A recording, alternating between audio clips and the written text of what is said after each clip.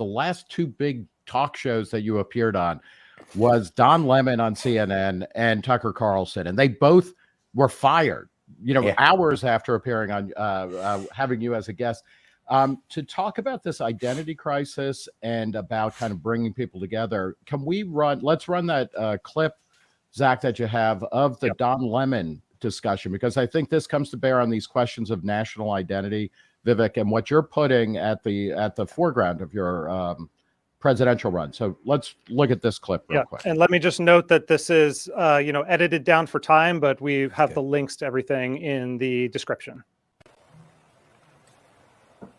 We fought a civil war in this country to give Black Americans the equal protection under the law that we failed to secure them in 1776.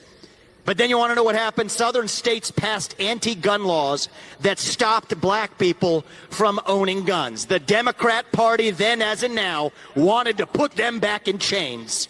That war was not fought for black people to have guns. That's not. That war was fought for black people to have freedoms in this country. Yeah. Actually, that's why the Civil War was fought. Okay. And the sad part about it, that wasn't fought for black people to have guns. I think. Actually, you know, funny fact is, black people did not get to enjoy the other freedoms until their Second Amendment rights were secured. And I think that's one of the lessons that we learned. Black people still aren't allowed to enjoy the freedoms. I disagree with you on that, Don. I disagree with you. And I think you're doing a disservice to our country by failing to recognize the fact that we have equality before the law. And you live in this country, then you can disagree with me, but we're not. Well, here's where you and I have a different point of view. I think we should be able to express our views regardless of the color of our skin. We should have this debate without me regarding you as a black man, but me regarding you as a fellow citizen. That's what I think we should see. Whatever ethnicity you are, explaining to me whatever ethnicity about what it's like to be black. Whatever ethnicity I am, I'll tell you what I am. I'm an Indian American. I'm proud of it. But I think we should have this debate. Black, white, doesn't matter. I think we should have this on debate. The content of the ideas. You should do it in an honest way. And let's note that according to the New York Times, this might have been one of the last straws for Don Lemon. They write here that the incident left several CNN leaders exasperated.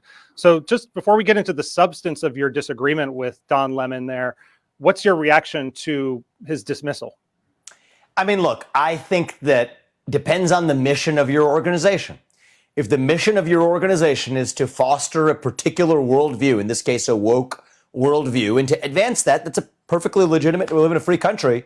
You're allowed to start an enterprise where that's your purpose. Don Lemon would make a great host.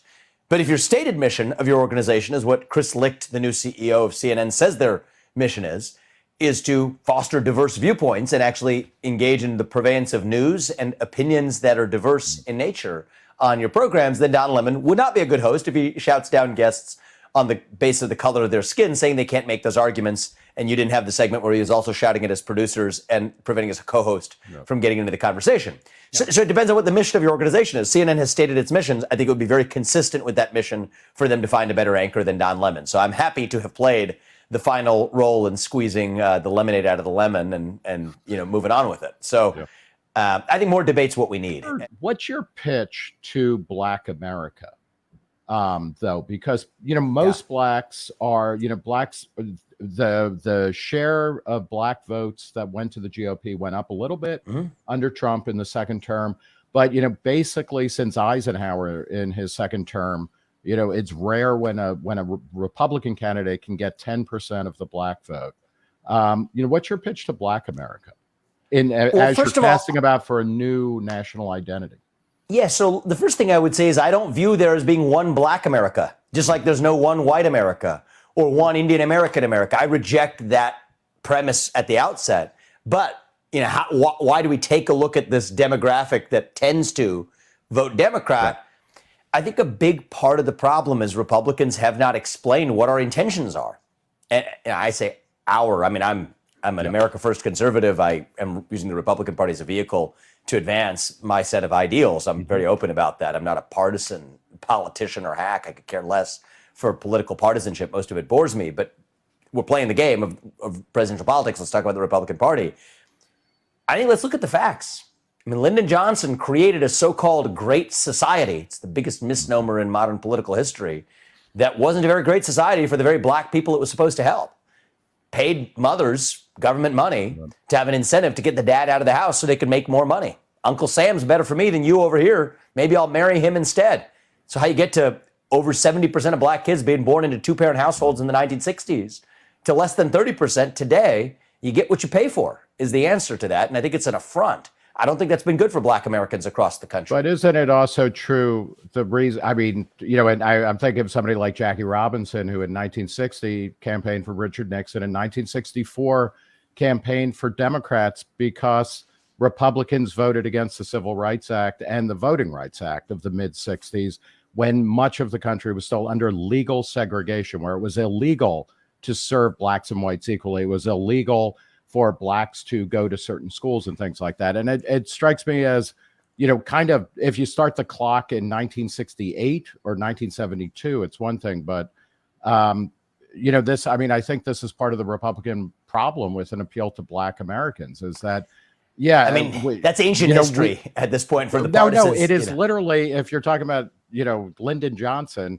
you know, we're talking about the 60s, and Barry Goldwater in 64. Fair enough. You know, I was talking about Lyndon Johnson because many of those policies are still in effect today, right? Civil Rights Act did pass, and there's broad consensus in favor of the Civil Rights Acts today. I think that there should not be, in my opinion, broad consensus around the vestiges of Lyndon Johnson's Great Society. So that's a distinction I draw. Sure. I mean, the Republican Party is the party that was the abolitionist party, and in the post-Reconstruction era also wanted to put guns in the household of black Americans so they could actually secure those civil rights, as I was talking about in that clip. So go back, I mean, these parties, like I said, these labels mean very little if you go far enough back.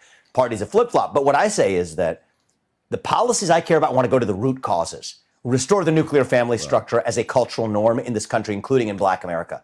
Restore a focus on education. School choice is a big part of this. Empowering many black families that are trapped in ghetto-like communities for their kids to be trapped in those schools. And I use that word intentionally to provoke the point that we're really confining people to the public school systems where they live without school choice programs.